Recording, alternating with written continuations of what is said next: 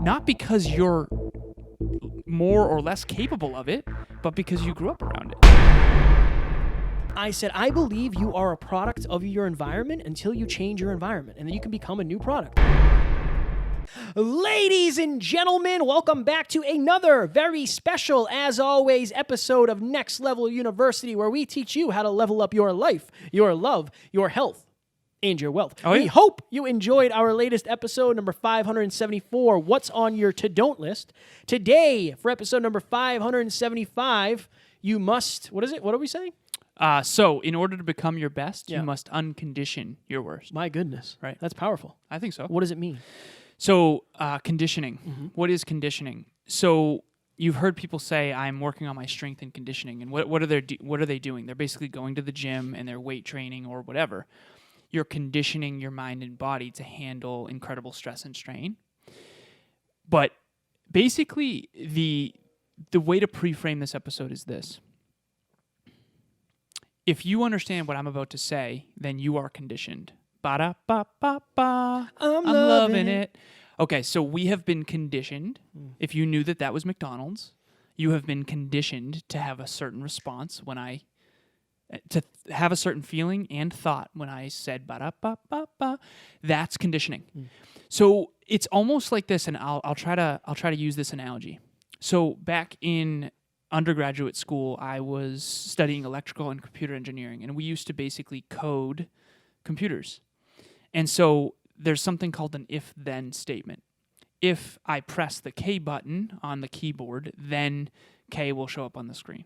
So it's basically an if-then statement. So when you're programming a computer to do certain functions, for example, when you pull your iPhone up to your face, it shows you the Face ID, okay? There's a little gyroscope in that says, okay, when this action is taken, then check and see if someone's face is there. If their face is there, then let them into the phone. That's all software that's coded.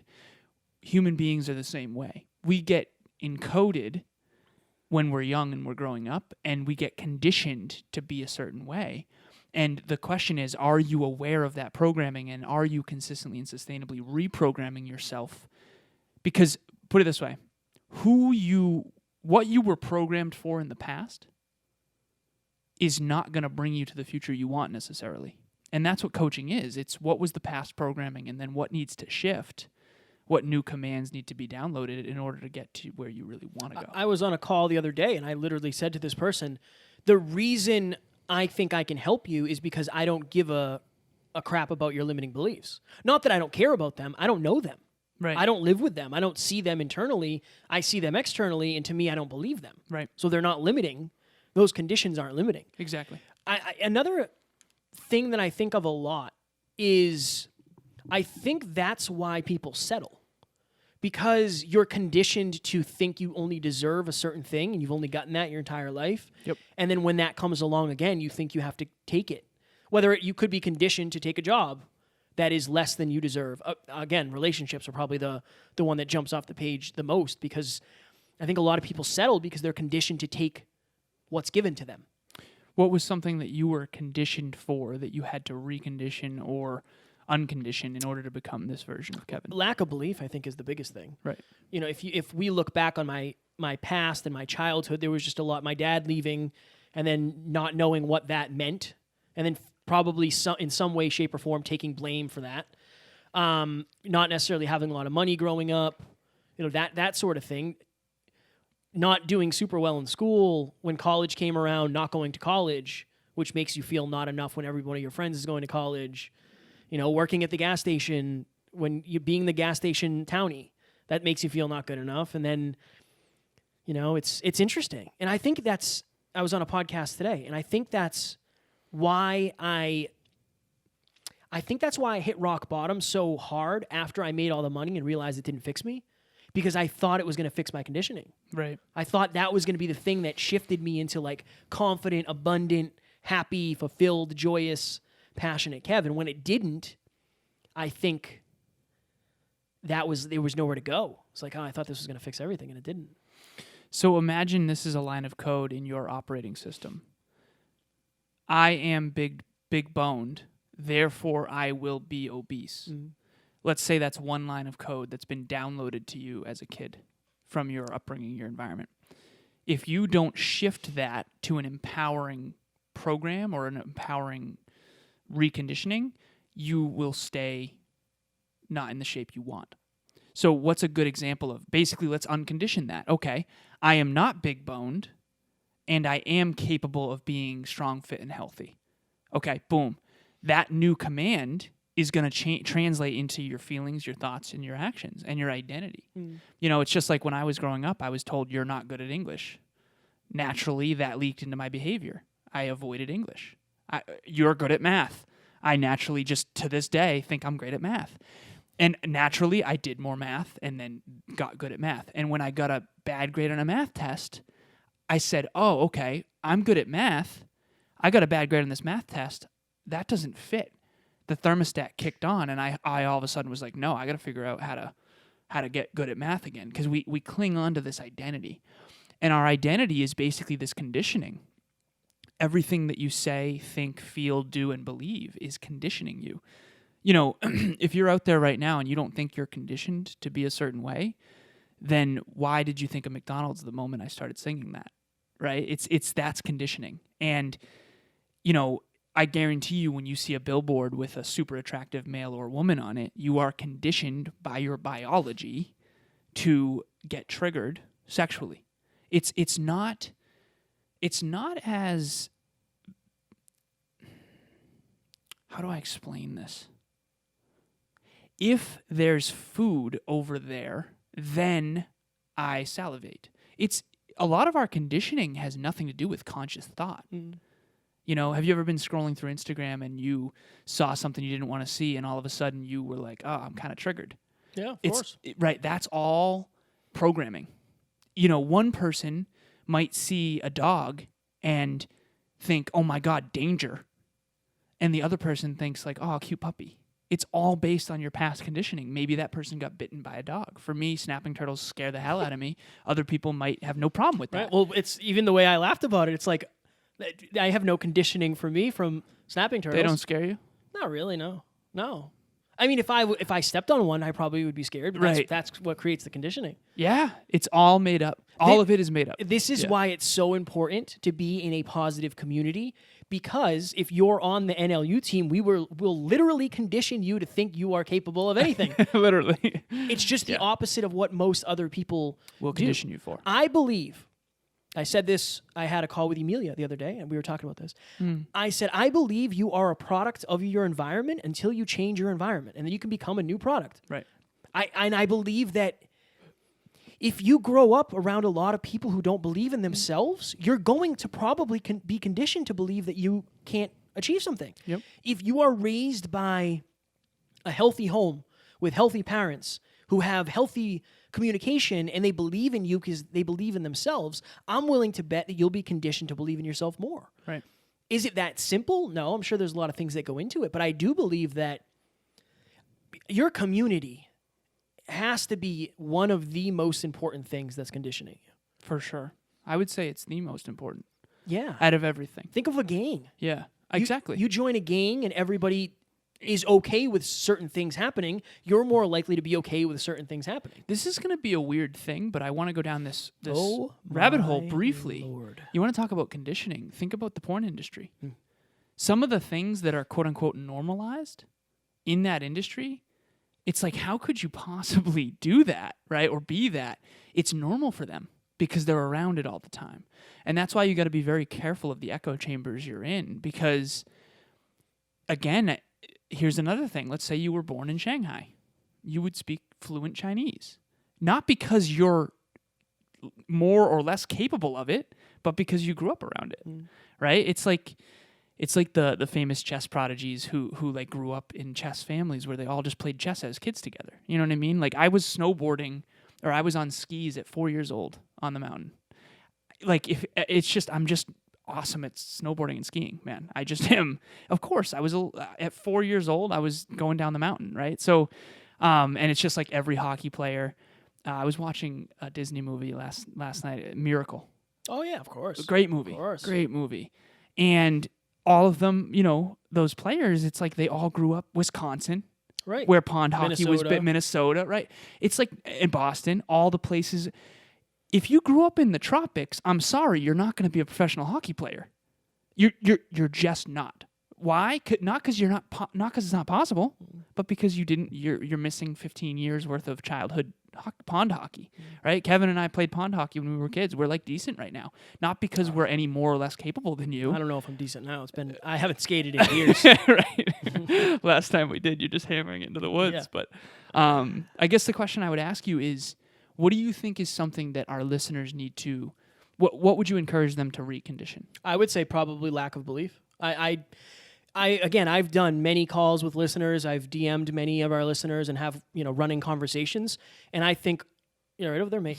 I think almost all of the people that I've spoken to have limiting beliefs around success. You're just very popular. Yeah, That's what I was smiling about. I don't know if that's what it is.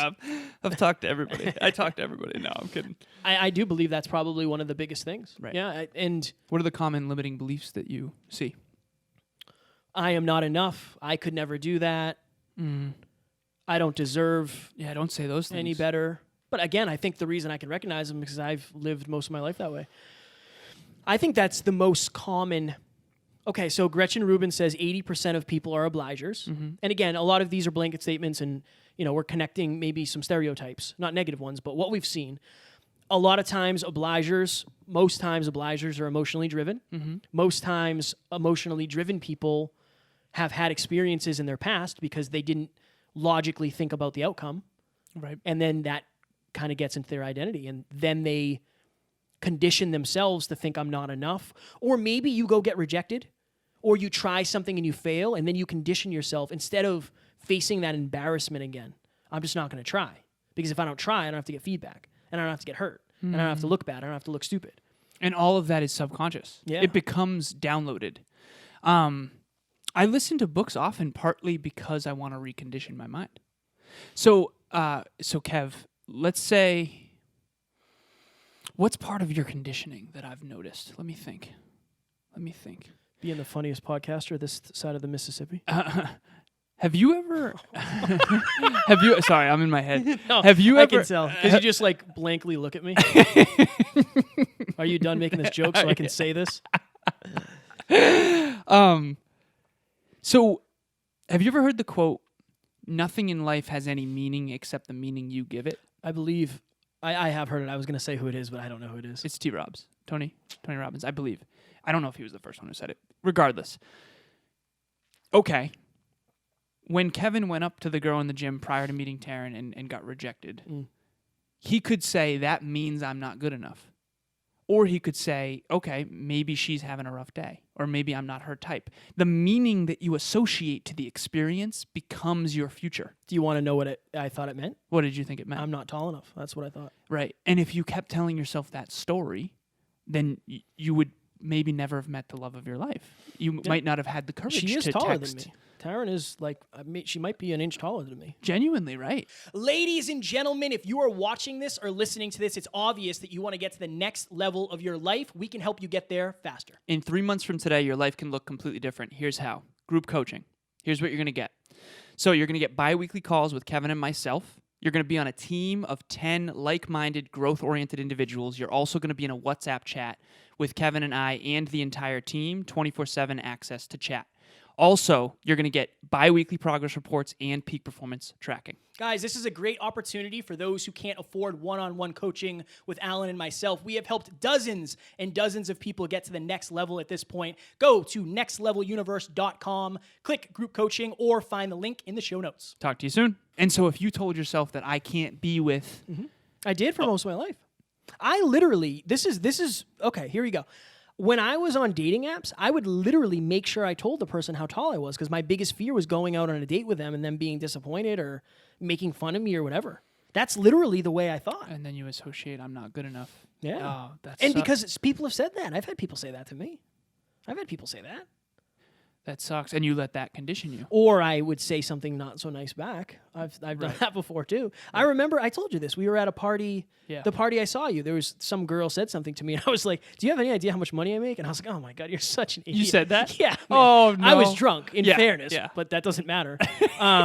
Is that when we went to the dock at 3 a.m.? Probably. And that was a fun night. Probably. It was It a wasn't really so night. fun the next day. Dude, I was, real talk, really scared of snapping turtles that night. I almost honestly. drowned that night. I don't know if you Dude, remember. it was 3 a.m. Yeah, we but had no business there being on was the dock. so many weeds like pulling me down. There was a couple moments where I was like, "This is not a great idea, what we're doing here." But everybody else is doing it, so I'm going to do it too. Yeah, exactly. Again, conditioning. Yeah. No. But I think that, and I mean, you think about it, my conditioning on the way I felt insecure came out.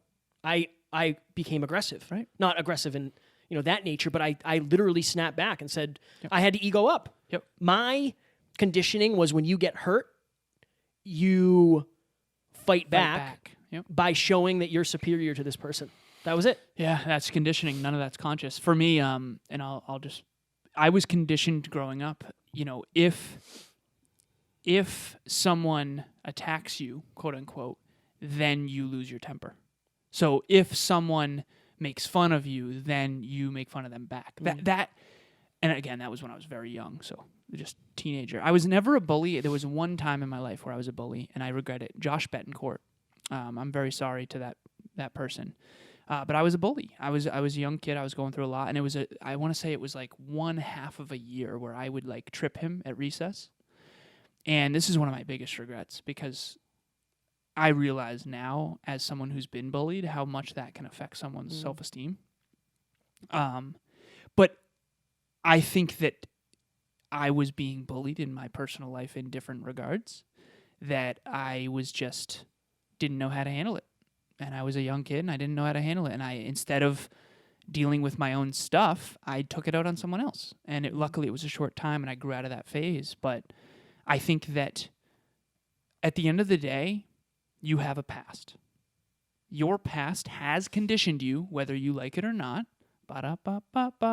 to believe, say, think, feel, and do certain things. If you want a brighter future, you must recondition or uncondition. We talk a lot about what to do on this show. Here's what we're going to tell you. A lot of it is what you have to undo. Unlearn. Unlearn. Yeah. Yeah, we did an episode on that a while ago. It's just, I don't know that there's a lot of books out there about that. not enough. There's a book about gaining wealth and doing this, but I mean, I guess some of the books tell you what not to do. This also is super important because I'll use myself as an example. Okay, I was raised in a family where my father left. I have two options. I can say, well, that is the way I'm conditioned, so I'm going to leave my family behind, or I'm going to end that cycle. That's another thing. Even if you're not going to do it for you, do it for the future family, do it for the future you, do it for whoever it may be, because that's what a lot of people say. Well, I mean, you even said it, but you took ownership. You bullied somebody because you were bullied. Now, looking back, after being bullied, you know how that made you feel. Yeah. I think a lot of people do that. Well, this one of my biggest regrets. Yeah, genuinely. Same. I definitely bullied people in the past for sure. I don't consciously know, I don't consciously think of it, but I know for a fact I probably when we're kids, we don't realize Yeah. Like how much we're affecting other Yeah, people. yeah. It's unfortunate, low awareness. It is. And again, what can you do now? I think the only thing you can do is reach out and apologize. I should. I think that's probably all you can really do. Yeah. There's a lot of people who might do something bad and say, well, that was done to me. And it's like, yeah, I understand that and I have empathy for that, but that doesn't mean it's okay to perpetuate that. Exactly. And then create that conditioning on somebody else where they might do the same thing to somebody else, and then they might say the same thing you said. And then that might rinse and repeat. Mm-hmm. So I think that's extreme ownership. I think that's taking responsibility for stuff that's been done to you. Mm-hmm. And I think that if more people did that, and I'm not saying it's easy by any stretch of the imagination, but if more people did that, there would be less of that. I had to decide. It's awareness, responsibility, commitment. We heard this from one of our mentors, Ark. When you have a new awareness of self, it is now your responsibility to do something about it, and you got to commit. I remember when I was drinking, I had said something unkind to my girlfriend at the time, and I remember the next day I regretted it, and I was like, honestly, I think And granted, I've had a lot of unkind things said to me when other people were drinking. So it was normal. Right? But I had that new awareness of like, wow, did I just do that to somebody else? That's not right. And then I had that new awareness of self. Now I took responsibility to quit drinking. And it took me so many years, but I did. I had to recondition. Dude, at one point, you want to talk about how conditioned I was? I would actually see in the background of a show a drink, and I would actually immediately figure out what are they drinking. Is it whiskey? Is it rum? And I would actually like crave a drink. That's how conditioned I was. And for anyone who struggled with any sort of alcoholism or drug addiction or any of that, or porn addiction, whatever it is, that's conditioning. What is addiction? Addiction is conditioning where you get to the point where you are no longer in control. You are so conditioned to respond a certain way. They say this, I don't know if it's in AA or just different research, but like sometimes it's more than just drinking a beer. It's the act of actually putting the beer to your mouth. Sometimes I get full cal Cokes at Chipotle down the street, and it's a glass bottle. No BS. I put water in it and I drink out of it while I'm working. One of the reasons why is because I miss the feeling of drinking from a glass bottle. I used to always in college, I always wanted to drink my beer out of glass bottles instead of cans. Because there's something about that I like. You know, every single one of us is conditioned. The only question is, are we conditioned in alignment with our highest self, or are we conditioned towards vice and our lowest self? The porn thing for me, like, that's why Instagram, that's one of the reasons I don't go on TikTok. I know. Because if you look at what works on TikTok, it's a lot of scandally clad people. And again, you do you. I just don't think that's my jam. You know, I still want to post on there because I think there's a lot of people to help, but I don't want to consume content there. Instagram, same thing. Like, there's a lot of triggers. Yeah. That's the best way to put it. A lot of triggers. There's a lot of things trying to pull me back to my old conditioning. Right. And I know that I have to decide. My new conditioning is what? Reading, learning, being the best version of me, speaking these thoughts, believing in myself, believing anything is possible, being virtuous, right? Those kind of things. And it's, if you can just start one thing at a time. First of all, the first step is awareness. Yep. Understand, what are you conditioned to do? Yep. Are you conditioned to... Or not to do. Or not to do. Great. Right. Great point. Are you conditioned to say you're sorry every time you do something? That's something I've seen. Yeah. Like, I'm sorry to message you. You don't have to be sorry. This is what I live for. I love when you message me. Don't say that. Right. Because I bet you somewhere in your You're past... conditioned to feel bad when you bother someone. Exactly. Quote unquote. And again, that's just a little thing. One thing. A little bit of a percentage. You're not going to change your conditioning overnight. You're not going to change anything overnight. In the famous words of one David Meltzer, Rome was not built in a day. It was built every day. That's just like saying you're not going to become a marathoner in a week. You know what I mean? You have to condition yourself. These short legs. Honestly, they're a little too beefy, I think, to run. That's a limiting belief. It's honestly true. Have you seen me, have you seen me waddle? It is true. Doesn't work. We tried to run a 6-minute mile once. I nearly died. You guys nearly lost me. Because you didn't have the conditioning. My conditioning was off. Yet. So the habit loop, and we got to go here in 44 seconds. My goodness. This one went by fast. The habit loop is trigger, behavior, reward. Charles Duhigg wrote a book called The Power of Habit. A habit is a conditioned response. So I wake up in the morning and the first thing I do is listen to my morning mindset workout. Why? I want, just like ba-da-ba-ba-ba, I want to be conditioned by Eddie Pineiro's Ode to Excellence. That is a poem that I'm literally conditioning myself with every single day. Why do I say my purpose prayer every single day? Because I'm trying to download that program into my subconscious. And I know this sounds a little bit woo-woo. It's really not. Everything you say, think, do, and believe is a byproduct of the inputs. We don't talk about this often, and I'll go briefly on this. But if you're listening to our show right now, we are quite literally helping you recondition in a better direction. What you give your attention to, you better believe that you are better off listening to us than some yap talk radio. You are better off because we're downloading programs into your consciousness. I'm reading a book right now called Truth versus Falsehood. Very, very powerful. Dr. David Hawkins. And it's all about how It's all about how to reprogram your subconscious mind in alignment with what your highest self is. And so this is very synchronistic. But basically, this podcast is to help you recondition toward healthier life, happier life, wealthier life, and more love. And uncondition the past patterns. 90% of our life every day, say, think, feel, do, and believe is habit.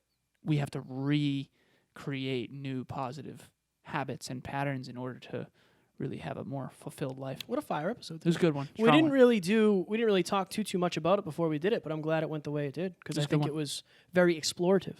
Ladies and gentlemen, if you are listening to this, it is Friday. As of right now, in this moment, we're recording this on Wednesday. Yep. We have one spot remaining for Group 2 of our coaching. One spot. Only one spot.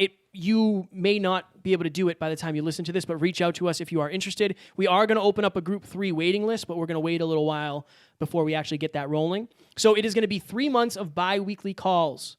This is behind the scenes, totally private. We're not going to repurpose any of this. We can really, really hone in on what you're going through and help you with custom things. We have a WhatsApp group with everybody in it where we're going to be exchanging messages throughout the day.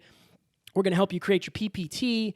It literally is a 90-day boot camp, a jump start for you to get to the next level, and we're going to show you everything you need to know to get there, and hosted by one Jeff and two Jeff. Please reach out to us if you want that last spot. It's going to go quick. And I don't guarantee much in life, but I guarantee this will help you at a tremendous amount, and we're super excited to have whoever lucky number 10 is.